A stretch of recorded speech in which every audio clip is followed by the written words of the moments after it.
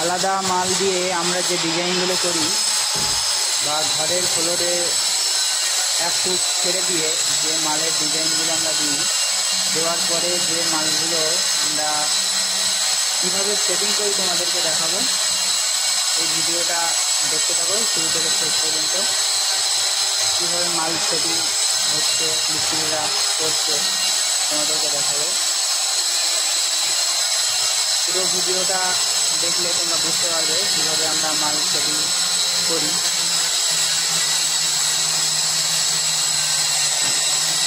এইভাবে কেটে নিলে মশলাগুলো অনেকটা উঁচু হয়ে যাচ্ছে। যাওয়ার পরে মালটা সেটিং করা হবে ঘোলা দিয়ে। আবার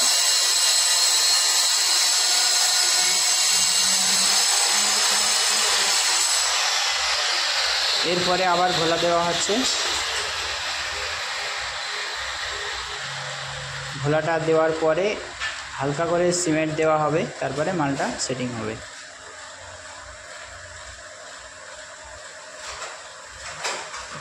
দেখতে পাচ্ছ যে মালটা সেটিং করলো মিস্ত্রি।